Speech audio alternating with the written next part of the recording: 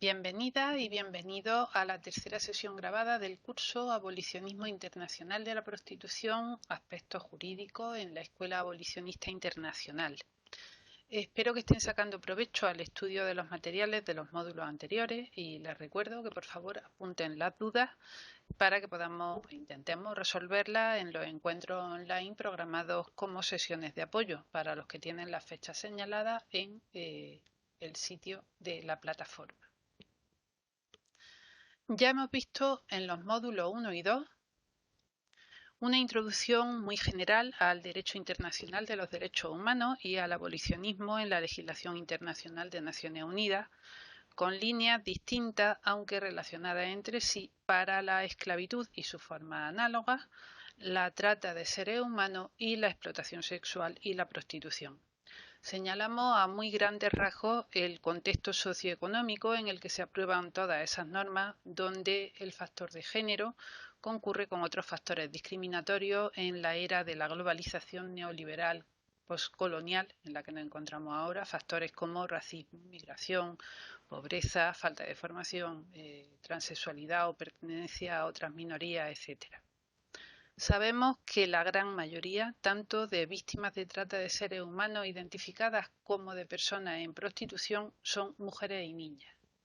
Hemos visto que en 1949 se acordó y se firmó en 1950 el Convenio para la represión de la trata de personas y de la explotación de la prostitución ajena, o Tratado de Lake-Saxes, pero después la propia Organización de Naciones Unidas lo deja en el olvido y deja de potenciar la abolición de la prostitución, salvo la infantil. Vimos que después de los instrumentos generales de derechos humanos, en el tercer tercio del siglo XX se desarrollan normas primero contra la discriminación y luego contra la violencia hacia las mujeres. La CEDAW de 1979, que todavía no menciona expresamente la violencia como la forma más grave de discriminación, y su comité sí empezó a pedir datos a los Estados partes sobre las diversas formas de violencia contra las mujeres a partir de su Recomendación General 12 de 1989. A esta le siguió la Recomendación General 19 de 1992, donde el CEDAW hizo recomendaciones concretas para erradicar la violencia contra las mujeres. En 1993, en la Declaración y el Programa de Acción de Viena, Naciones Unidas se muestra profundamente preocupada por las diversas formas de discriminación y de violencia a que siguen expuestas las mujeres en todo el mundo, declara expresamente que los derechos humanos de las mujeres y las niñas son parte inalienable, integrante e indivisible de los derechos humanos universales, y declara que la plena participación en condiciones de igualdad de las mujeres en la vida política, civil, económica, social y cultural en todos los ámbitos y la erradicación de todas las formas de discriminación basada en el sexo son objetivos prioritarios de la comunidad internacional.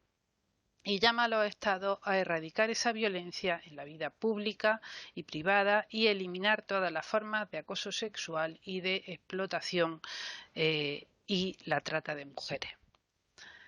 La declaración de la eliminación de la violencia contra las mujeres de 1994 todavía no mencionó la violencia extrema con resultado de muerte que siguió a este programa de acción. No hacía mención a esa violencia extrema con resultado de muerte, el feminicidio. Y de hecho todavía hoy es difícil saber, ni siquiera en la Unión Europea, hay datos completos y comparables. No podemos saber cuántas mujeres son asesinadas cada año en el mundo víctimas de feminicidio por distintas causas o de los distintos tipos de feminicidio y de asesinato descritos que pueden consultar en la web de feminicidio.net. Naciones Unidas va desarrollando una serie de normas de derecho antidiscriminatorio y de estrategias que, una vez establecida la conexión, y esto es fundamental, entre género, discriminación, violencia y derechos humanos, tratan de incluir el enfoque o perspectiva de género en todas las políticas como estrategia transversal para la igualdad. entendido el género como categoría analítica que estudia y que cuestiona y critica y trata de desmontar la división de la humanidad en dos categorías en función del sexo, hombre-mujer, la atribución social diferenciada de roles a cada una de ellas y la jerarquía entre ambas categorías, que se reproduce a través de una cultura androcéntrica integrada por distintas prácticas de dominación de los hombres sobre las mujeres, entre las que está también el derecho, y sobre las personas que no responden a esa clasificación binaria. Una cultura androcéntrica o cultura patriarcal en la que las experiencias de los hombres adultos, blancos y propietarios se habían tomado por universalmente representativas y válidas, y la de las mujeres, los niños y los hombres que se salen de esa atribución social tradicional de roles en función del sexo y de esa situación de propietario, pues son experiencias que se han ocultado, perseguido, negado e invisibilizado. Una cultura patriarcal y androcéntrica con raíces muy profundas, pero que hay que desmontar si queremos que esto de los derechos humanos tenga un mínimo de coherencia, que fue lo que no pasó durante una serie de años en que se violaban los derechos humanos de mujeres y niñas y aquello no, no se le daba la importancia que tiene, ¿no? En aquellos años se dictan también normas para la protección de la infancia. A finales de 1989, la Convención sobre los Derechos del Niño, otro error o problema de traducción al castellano, igual que se dice mujer o traducen mujeres por mujer como si solo hubiese una unívoca, pues se traduce al castellano niño porque no tenemos un sustantivo genérico asexuado para la persona menor de edad, como hay en inglés, child, o en francés, enfant. Y en español se usa niño por persona menor de edad, niña o niño. Y también adolescentes, ¿no? Hoy usamos niña, niño, adolescente. En el año 2000 vimos dos normas que marcan a nivel mundial la legislación ulterior en la materia. A la primera de ellas me referí al final del último vídeo, el protocolo facultativo de la Convención sobre los Derechos del Niño relativo a la venta de niños, la prostitución infantil y la utilización de niños en la pornografía, que tenéis en la biblioteca, y que se puede decir que es el instrumento abolicionista de la prostitución con más calado, aunque solo persigue la abolición de la prostitución infantil. Tiene a día de hoy 177 estados parte, y aunque tampoco menciona el convenio de 1949 para la represión de la trata de personas y de la explotación de la prostitución ajena, aunque este también hacía mención a los niños, sí tiene un planteamiento abolicionista de la prostitución infantil y obliga a los estados parte a adoptar una serie de medidas para la protección y la recuperación de los niños víctimas, a que su legislación penal recoja como delito, tanto si se ha cometido dentro como fuera de sus fronteras, la venta de niños, la oferta, posesión, adquisición o entrega, vamos a buscarlo, de niños con fines de prostitución. Esto es su utilización en actividades sexuales a cambio de remuneración, y la producción, distribución o divulgación, importación, exportación, oferta, venta, posesión de pornografía infantil, y medidas para la persecución internacional y la prevención de estos delitos. También teníamos del año 2000 el Protocolo de Palermo contra la trata, que complementa a la Convención contra la Delincuencia Organizada Transnacional, del que ya hablé en el vídeo pasado. Y pese a todo lo que hemos dicho antes del enfoque transversal de género en Naciones Unidas y que el protocolo busca prevenir y combatir la trata y proteger a las víctimas de la revictimización, su enfoque era más criminocéntrico, punitivista y orientado a la persecución del delito y el control de fronteras, que a reintegrar los derechos humanos de las víctimas. Estoy hablando del protocolo de Palermo, que es el mayor instrumento contra la trata de seres humanos a nivel mundial, aparte de este protocolo contra la prostitución, etcétera, y la explotación sexual infantil. Bueno, pues el protocolo También el protocolo de Palermo estaba falto de perspectiva de género, más allá de constatar que las mujeres y los niños son las personas más vulnerables a la trata y a quienes afecta especialmente. ¿Y esto cómo se entiende? ¿Cómo es posible? Pues porque el derecho antidiscriminatorio convive con una cultura jurídica que no reconoce en general los sistemas de opresión que ese mismo derecho trata de desmontar y se integra en un sistema jurídico que reproduce la discriminación y que genera resistencia, o sea que tiene contradicciones internas. El derecho, como saben, es reflejo de la correlación de fuerzas sociales y el derecho internacional además es producto de los acuerdos entre Estados soberanos, así que o supuestamente soberanos, porque luego hay otras fuerzas económicas que no llegan a los parlamentos de forma, por lo menos de forma abierta. Y bueno, de estas cuestiones habla y creo que aclara el primero de los materiales del módulo 3 de lectura obligatoria, que el capítulo El género en la regulación jurídica de la trata de personas, de la profesora de Filosofía del Derecho de la Universidad de Granada, Josefa Dolores Ruiz Resa, del libro Formas contemporáneas de esclavitud y derechos humanos en clave de globalización, género y trata de personas. Ya comenté que compartimos capítulos de estas publicaciones con el permiso de Esteban Pérez Alonso, que en este libro es codirector, y por supuesto le agradecemos a él y a los proyectos que dirige o codirige la generosidad de poder compartir. Dije que estos dos libros, como los proyectos de los que surgen, tratan sobre las formas contemporáneas de esclavitud y derechos humanos desde distintas perspectivas. Y debo comentar también, para no llamar a confusión, que ni los proyectos de investigación ni de los libros, ni estos dos libros, tienen como tales un posicionamiento en el debate sobre la prostitución. Solo es abolicionista de la prostitución algunos de los capítulos, otros no se definen y también hay otros que son claramente regulacionistas. Me parece muy interesante que lean el capítulo de la profesora Ruiz Resa sobre el género en la regulación jurídica de la trata de personas, porque expone bastante bien en qué consiste la perspectiva de género, cómo evoluciona el derecho antidiscriminatorio por razón de género y cómo se plasma en los instrumentos internacionales contra la trata de seres humanos de Naciones Unidas, de la Organización de Estados Americanos en la conocida Convención Interamericana para Prevenir, Sancionar y Erradicar la Violencia contra la Mujer o Convención de Belém do Pará de 1994 y en el derecho europeo. En Europa, ustedes saben que hay dos instancias regionales distintas que producen derecho internacional. Una es el Consejo de Europa y otra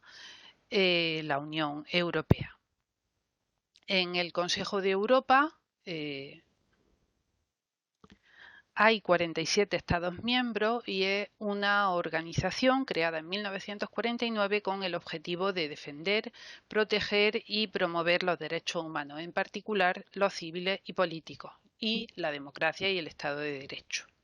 Estos 47 estados han llegado a una serie de acuerdos sobre muchas cuestiones relacionadas con su objetivo que se recogen en recomendaciones, resoluciones y directrices. Esto sería derecho blando, y en convenciones o tratados y sus protocolos adicionales de enmienda, adicionales o de enmienda que sirven para completar y actualizar los textos de los convenios. Derecho duro, de lo que ya hablamos la semana anterior. La otra organización internacional que produce derecho en Europa es la Unión Europea, que se constituyó en 1957 como Comunidad Económica Europea o Mercado Común mediante el Tratado de Roma, inicialmente con 6 Estados miembros, que fue creciendo hasta tener 28 y ahora tras el Brexit, al salir el Reino Unido, pues se queda con 27 Estados miembros. En 1993 cambió el nombre a Unión Europea, implantó las libertades de circulación de mercancías, servicios, personas y capitales, ya va por el 8º tratado de organización de su funcionamiento y ha ido ampliando también su objetivo para establecer lo que llama un espacio de libertad, seguridad y justicia sin fronteras interiores entre los países de la Unión Europea. Y entre los órganos de la Unión Europea están el Consejo Europeo, sus siglas en inglés son EC, de European Council, que define la orientación y las prioridades políticas generales de la Unión Europea, está formado por los jefes de Estado o de Gobierno de los países de la Unión, y el Consejo de la Unión Europea, formado por los ministros de cada país en función del tema que se vaya a tratar, que negocia los actos legislativos de la Unión junto con el Parlamento Europeo. Y estos dos consejos, Consejo Europeo y Consejo de la Unión Europea, no tienen que ver con el Consejo de Europa del que hablábamos antes. Lo aclaro porque con estos nombres tan parecidos es muy fácil confundirse. El derecho de la Unión Europea está formado por los tratados, que son acuerdos vinculantes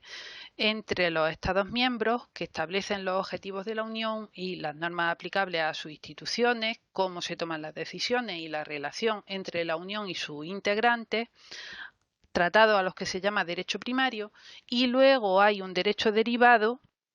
de los principios y objetivos de los tratados que también obliga a los países de la Unión Europea y está integrado por los reglamentos, que son actos jurídicos que se aplican de forma automática y uniforme en todos los países de la Unión Europea desde que entran en vigor sin necesidad de incorporarlo a su derecho nacional, que son obligatorios en todos sus elementos. Las directivas, que son actos legislativos que establecen objetivos que todos los países deben cumplir, pero cada país debe elaborar sus propias leyes sobre cómo alcanzar esos objetivos, que tienen el antecedente de las decisiones marco, ya no existen decisiones marco, y las decisiones que obligan a sus destinatarios.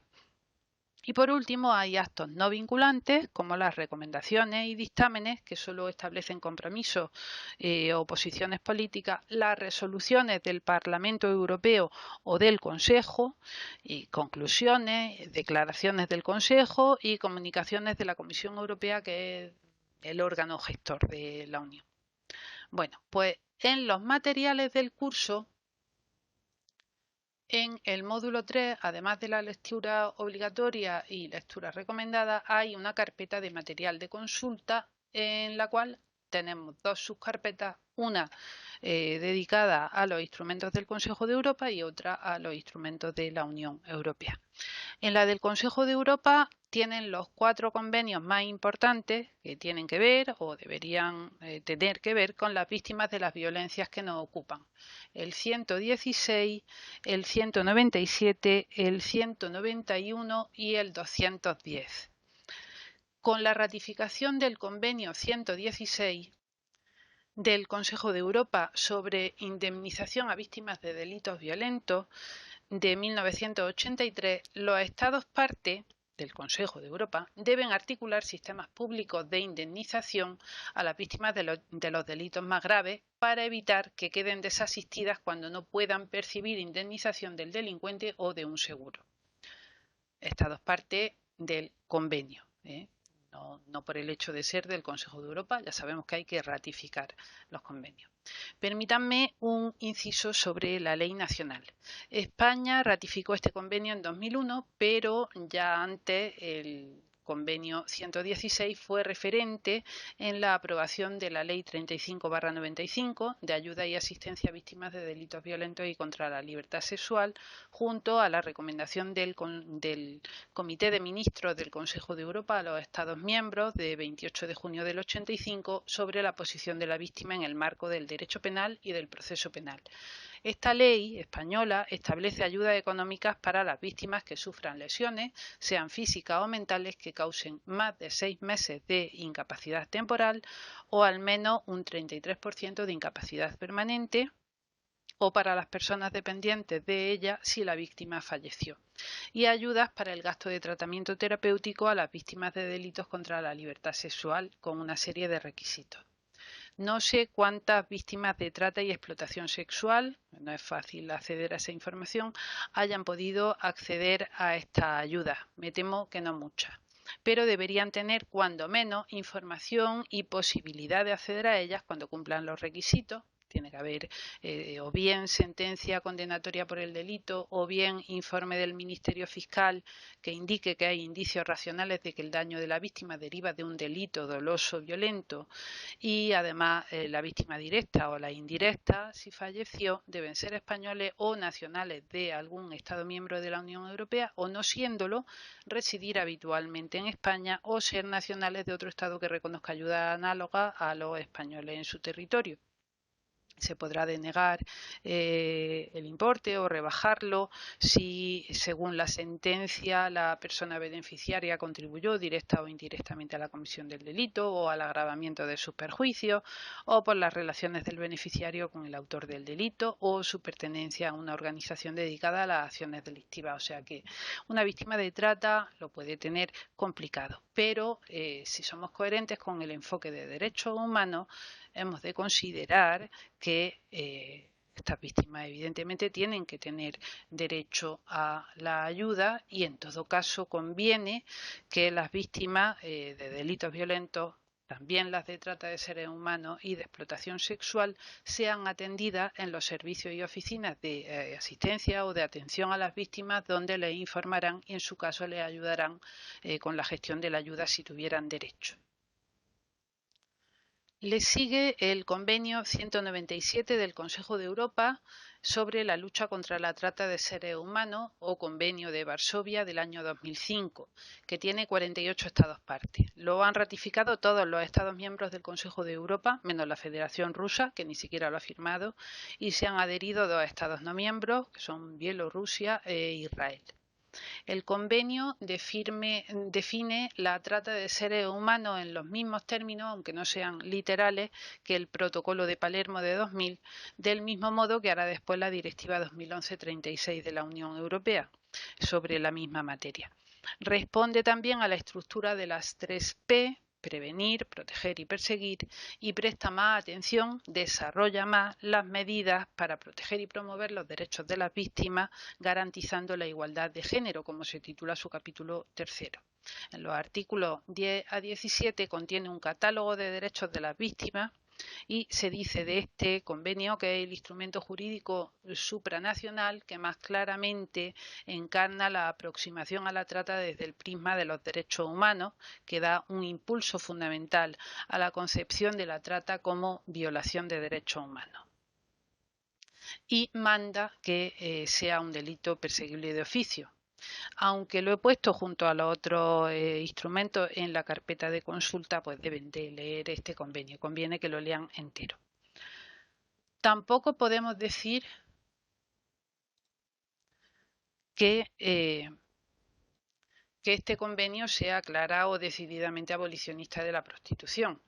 Entre una serie de medidas orientadas a la prevención, contempla el establecimiento o el refuerzo de medidas para desincentivar la demanda. Estas se basan en la investigación sobre mejores prácticas, sensibilización sobre la responsabilidad e importancia de identificar la demanda como una de las causas profundas de la trata de seres humanos, información a grupos específicos y educación durante la escolarización.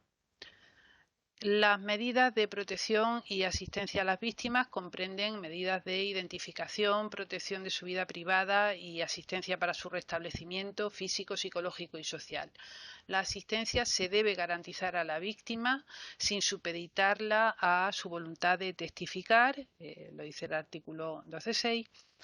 y debe comprender, como mínimo, condiciones de vida capaces de asegurar su subsistencia con medidas como alojamiento conveniente y seguro y asistencia psicológica y material, acceso a tratamiento médico de urgencia, servicio de traducción e interpretación en su caso, asesoramiento e información en particular en relación con sus derechos y con los servicios a su disposición en una lengua que pueda comprender, asistencia para que sus derechos e intereses sean presentados y tenidos en cuenta en las fases apropiadas del procedimiento penal contra los infractores, acceso a la educación para los menores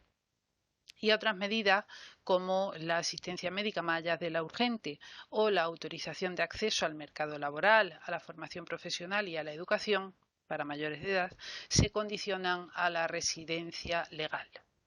El convenio 197, que, como digo, es la base de la ulterior normativa de la Unión Europea sobre la materia y de las modificaciones que se han hecho también aquí al derecho español, establece el periodo de restablecimiento y reflexión mínimo de 30 días, durante el que no podrá expulsarse a la víctima y recibirá asistencia para que pueda tomar una decisión informada sobre su cooperación con las autoridades. También prevé la concesión de permiso de residencia renovable cuando su situación personal y o su cooperación con las autoridades en las investigaciones o actuaciones penales lo hagan necesario, con sujeción al derecho interno en cuanto a la renovación. Derecho a la información en lengua que comprendan, a asistencia letrada y justicia gratuita e indemnización por los infractores o mediante un fondo de indemnización o medidas de asistencia e integración social y otra serie de derechos. Léanlo, por favor. Establece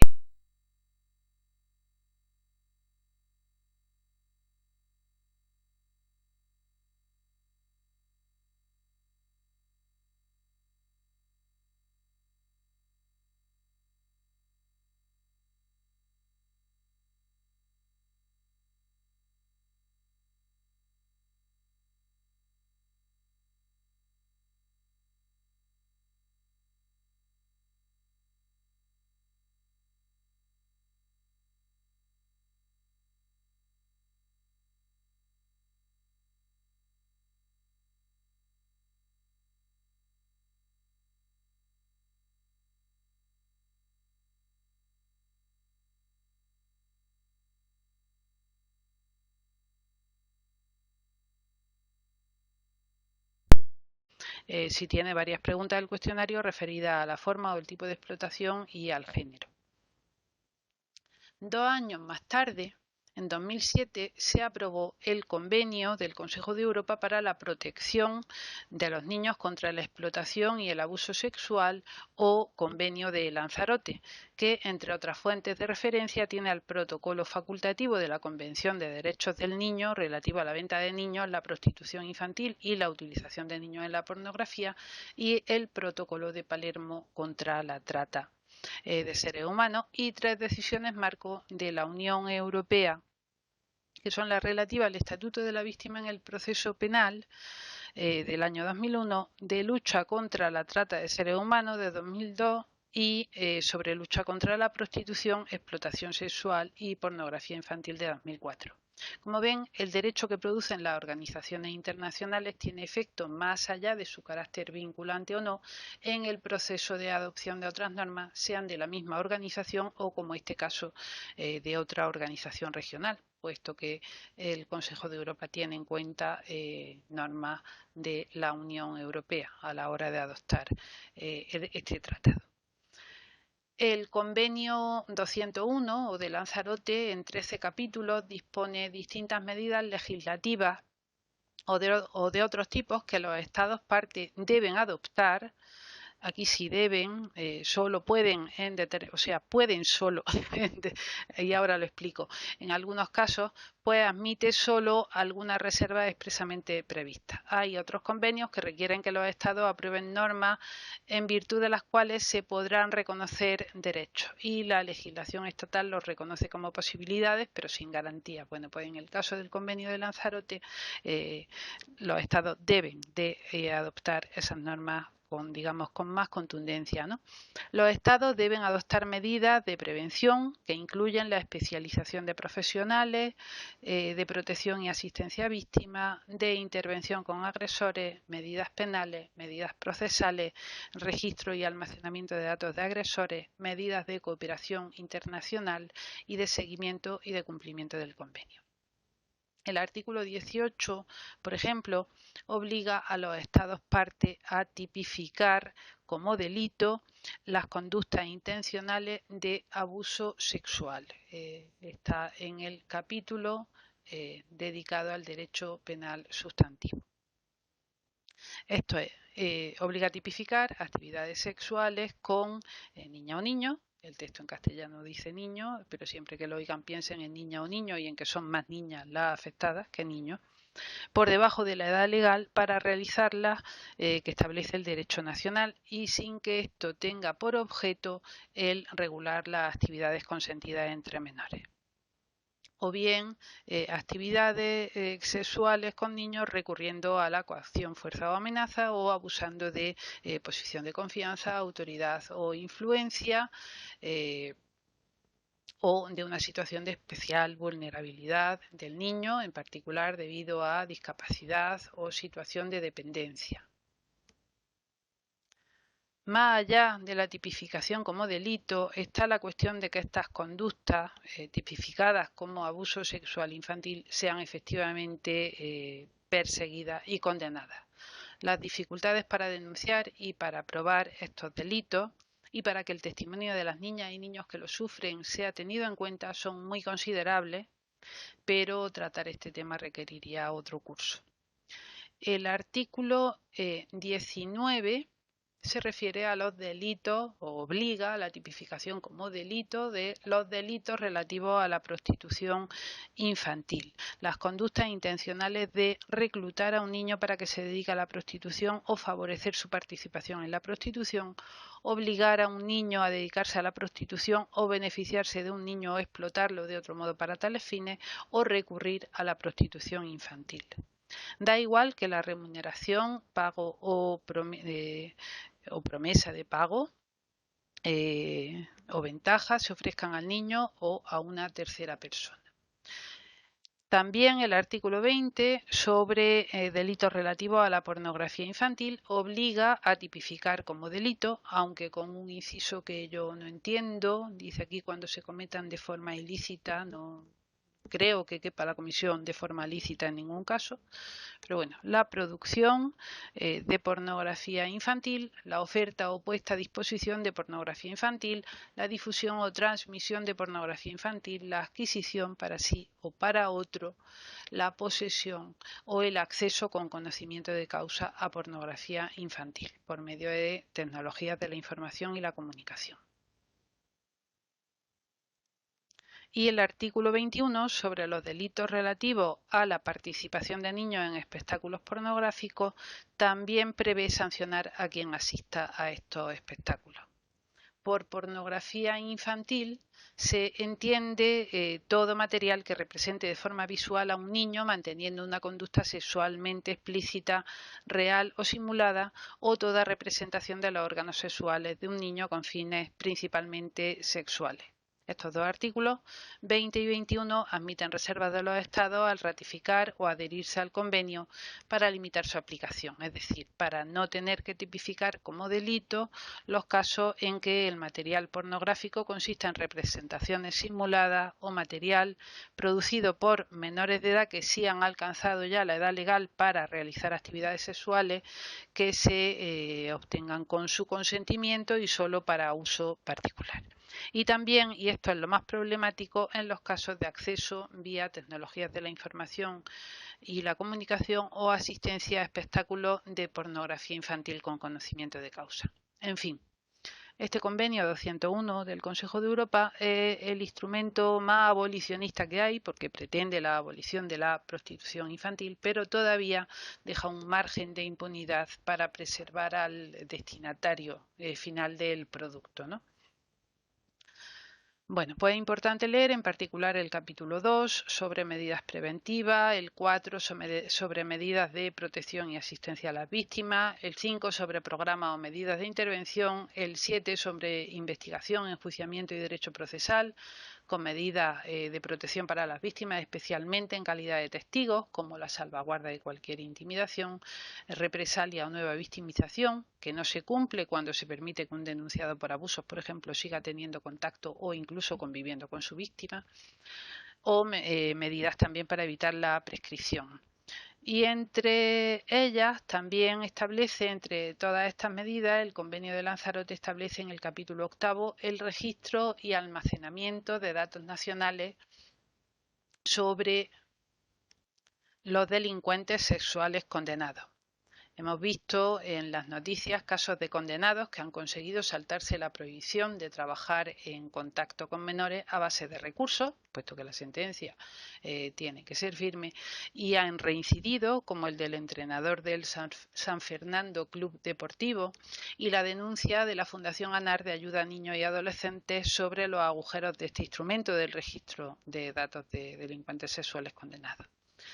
Quizá habría que revisar el planteamiento del convenio y las legislaciones nacionales para que esta medida, efectivamente, como pide ANAR, se pueda adoptar cautelarmente una vez que hay sentencia condenatoria, aunque la sentencia no sea firme. El último de los convenios del Consejo de Europa que hay que tener muy presente es el convenio 210 sobre prevención y lucha contra la violencia contra las mujeres y la violencia doméstica, o convenio de Estambul del año 2011. Aunque costó que arrancase, forman ya parte del convenio 34 estados de los 47 que conforman el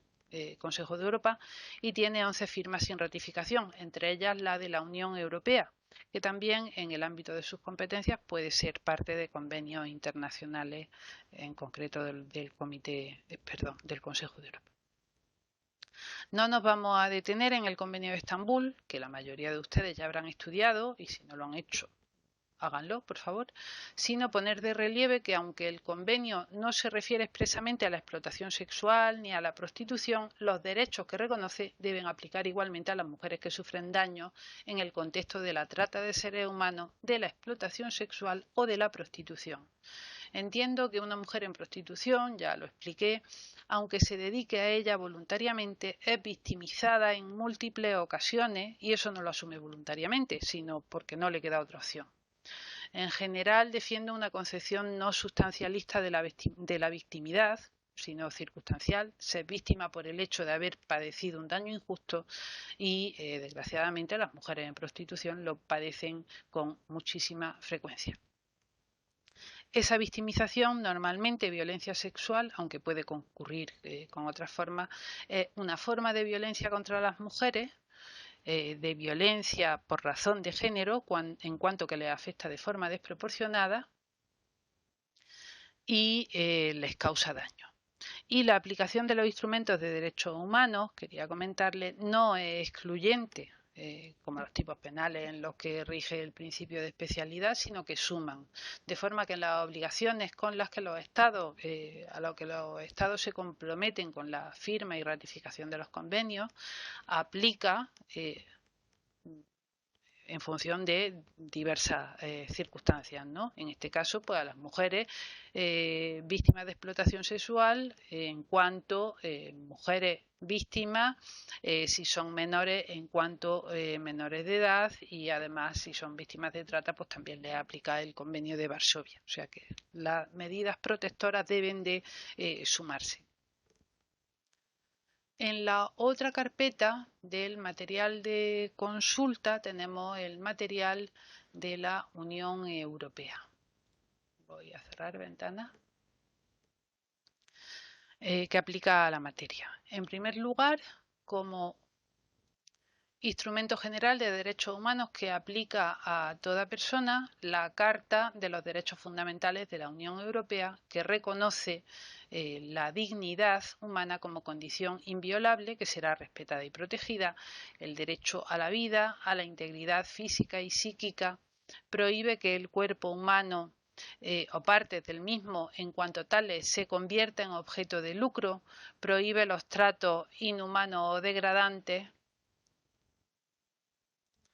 la esclavitud, la servidumbre, los trabajos forzados u obligatorios y la trata de seres humanos. Reconoce los derechos a la libertad y seguridad,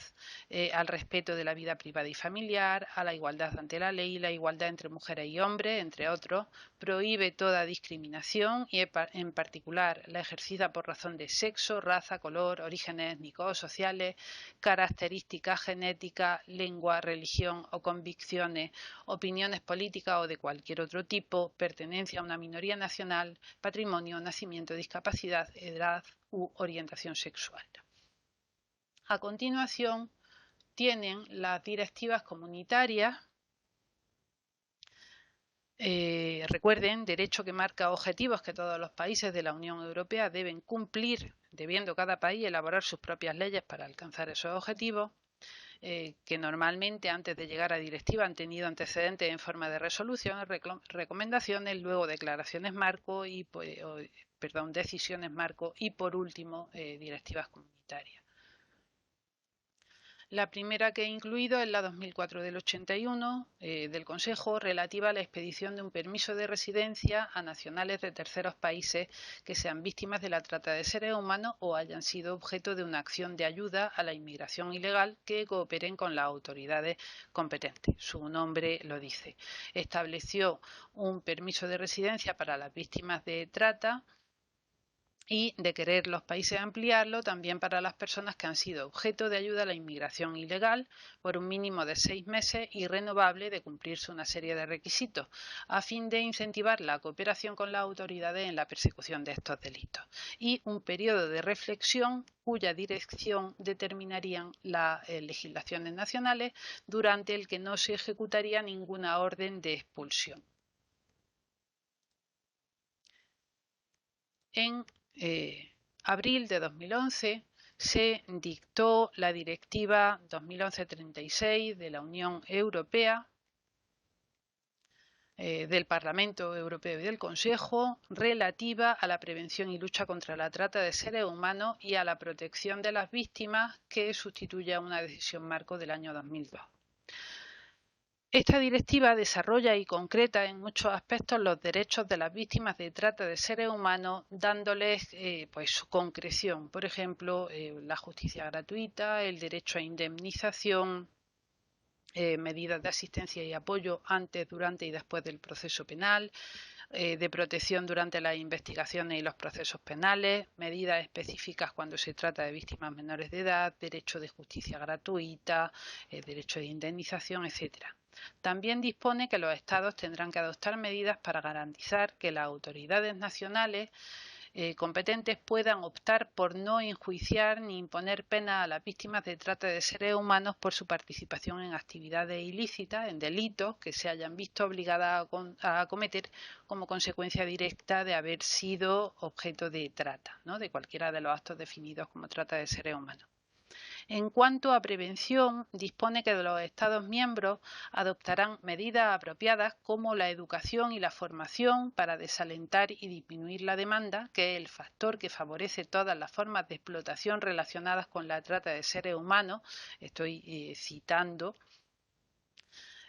Campañas de información y concienciación, formación periódica del funcionariado, incluida la policía, y dice textualmente también: los Estados miembros estudiarán la adopción de medidas para tipificar penalmente el uso de servicios que son objeto de explotación, a los que se hace referencia en el artículo 2. Es decir, da pie a sancionar la demanda de las distintas formas de explotación que la trata de seres humanos tiene como finalidad, aunque no lo ordena. Y la definición de la trata de seres humanos que contiene el artículo 2 sigue el modelo del Protocolo de Palermo y del Convenio de Varsovia. Recuerden, hay una acción que consiste en la captación, transporte, traslado, acogida o recepción de personas, incluido el intercambio o la transferencia de control sobre ellas, unos medios mediante la amenaza o el uso de la fuerza u otras formas de coacción, el rapto, fraude, engaño, del abuso de poder o de una situación de vulnerabilidad, o mediante entrega o recepción de pagos o beneficios para lograr el consentimiento de una persona que posea control sobre otra, con el fin, una finalidad de explotación, con el fin de explotarla. El artículo introduce un elemento de difícil prueba, si no imposible, como es el definir la situación de vulnerabilidad en el apartado 2. Situación a la que hace referencia el apartado 1, ¿no?, al definir los medios comisivos, abuso de poder o de una situación de vulnerabilidad. Pues dice que tal situación existe cuando la persona en cuestión no tiene otra alternativa real o aceptable excepto someterse al abuso. Esto es un problema porque probar algo que no existe es prácticamente imposible, ¿no? Con lo cual, pues aquí hay una dificultad importante. La explotación, dice el apartado 3, incluirá como mínimo la explotación de la prostitución ajena u otras formas de explotación sexual, el trabajo a los servicios forzados, incluida la mendicidad, la esclavitud o prácticas similares, la servidumbre, la explotación para realizar actividades delictivas o la extracción de órganos. El consentimiento, cuando se usan los medios descritos, es irrelevante y la acción sobre una persona menor de 18 años es punible en todo caso, aunque no se haya recurrido a ninguno de esos medios. Tenemos también la Directiva 2011-93 de la Unión Europea, que inicialmente se publicó con el número 92 y luego se corrigió el número, del Parlamento Europeo y del Consejo, relativa a la lucha contra los abusos sexuales y la explotación sexual de los menores y la pornografía infantil, que también sustituye a una decisión marco del Consejo de 2004 y traslada al derecho de la Unión Europea todo lo que establecían el protocolo facultativo a la Convención de Derechos del Niño del año 2000 y el convenio del Consejo de Europa de Lanzarote de 2007, concretando y desarrollando los derechos de los menores víctimas. A pesar de todo ello, todavía en la práctica muchos Estados miembros de la Unión Europea, entre ellos España, están lejos de una adecuada implementación, porque además de normas protectoras también operan aquellas resistencias de las que hablábamos antes y mecanismos de neutralización de las víctimas que cuando se trata de niños, especialmente cuando los niños están sometidos a la patria potestad de su victimario, son mecanismos muy potentes. Y por último tenemos en la carpeta la Directiva 2012-29 de la Unión Europea, del Parlamento Europeo y del Consejo, por la que se establecen normas mínimas sobre los derechos y el apoyo y la protección a las víctimas de delitos y su corrección de errores, ¿no? Que había algunos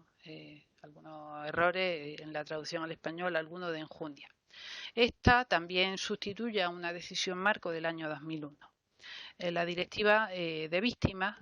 define a quienes considera víctimas directas o indirectas y todo un catálogo de derechos. Lo malo es que la mayoría de ellos, los Estados miembros deben garantizar que las autoridades les puedan reconocer esos derechos a las víctimas,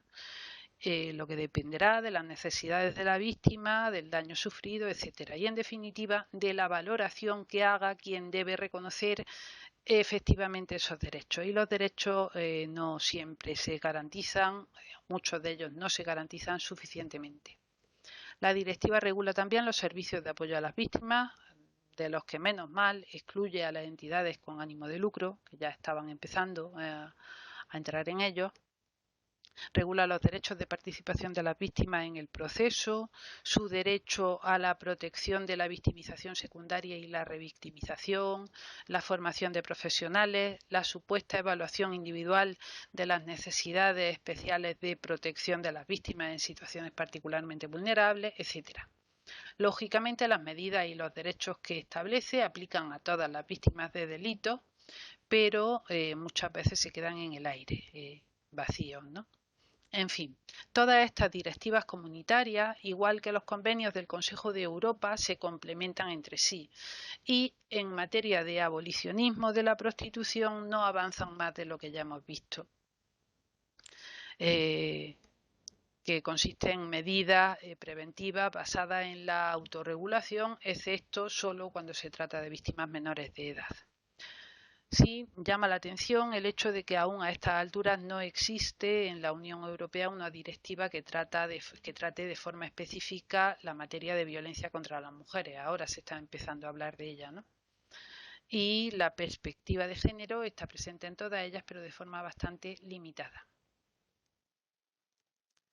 En los materiales he incluido como materiales de lectura recomendada, optativa, otros 2 capítulos de los libros que comentaba al principio, que son Política Legislativa y Criminal de la Unión Europea contra la Trata de Seres Humanos, que es un análisis que hace Esteban Pérez Alonso, él es penalista, y el otro es el avance irresistible de la concepción de la trata como violación de derechos humanos, luces y sombras de las políticas protectoras de las víctimas en la normativa internacional e interna, del libro de 2017, análisis que realiza la profesora Ángeles Lara Aguado, que es internacionalista. Además de revisar toda esta normativa que existe sobre trata de seres humanos, lo que puede aclararles todo este recorrido que hemos hecho, lo realizan tanto Esteban Pérez Alonso como Ángeles Lara Aguado en sus respectivos capítulos, pues me interesa señalar, y lo veremos también en ellos, justamente lo que falta, tanto en la normativa como en los análisis, que es una apuesta decidida, no solo feminista, sino también radical, por la abolición de la principal causa conocida de la trata de seres humanos, que es la prostitución. Y entiendo radical en un sentido alejado de dogmatismo en su primera acepción del diccionario como perteneciente o relativo a la raíz, porque cuando se quiere resolver un problema, quedarse en la superficie del mismo es perder el tiempo. Y el tratamiento de la trata de seres humanos, sin querer enfrentar de forma clara, decidida y a fondo la prostitución, desactivando la demanda, pues lo que hace es tratar el cáncer con aspirina. Y eso es precisamente lo que hace el Parlamento Europeo en el último de los materiales que le he puesto de lectura obligatoria. Bueno, son dos documentos, pero están muy relacionados, ¿no? Se trata del informe sobre explotación sexual y prostitución y su impacto en la igualdad de género, presentado en el Parlamento Europeo en 2014 por la Comisión de Derechos de la Mujer. Este documento que les estoy mostrando es una comparativa de ambos documentos, ¿no? Del informe y la resolución que luego aprobó el Parlamento Europeo. Presentado por Merijone Boll, ponente por la Comisión de Derechos de la Mujer e Igualdad de Género, con esta ponente, ¿no? Y el texto aprobado, que fue la resolución del Parlamento Europeo de 26 de febrero de 2014, aquí tenemos. Y lo que me interesa de estos documentos, bueno, el informe, sí, por favor, léanlo, el informe es muy completo y está muy bien, pero la resolución del Parlamento Europeo no lo es tanto. Y en este documento de comparación, pues vemos qué es lo que le falta, ¿no? Lo vemos muy claramente. ¿Qué es lo que falta? Que estaba en el informe y que el Parlamento no ha llevado a la resolución. Y cuando leemos esta comparativa, si quieren se la puedo enviar a través de avisos. Vamos, yo lo que he metido ha sido los dos documentos originales, ¿no? No he metido la comparativa. Pues creo que se entiende bastante bien qué es lo que está pasando, ¿no? Y vemos que, aunque parece muy complejo el asunto, quizá en realidad no tendría que serlo tanto. De manera que les animo a estudiar los materiales y seguir con el curso, anotar las dudas, y la próxima semana estudiaremos qué soluciones más completas, coherentes o mejores prácticas se han implementado en algunos países. Hasta el próximo vídeo. Un abrazo.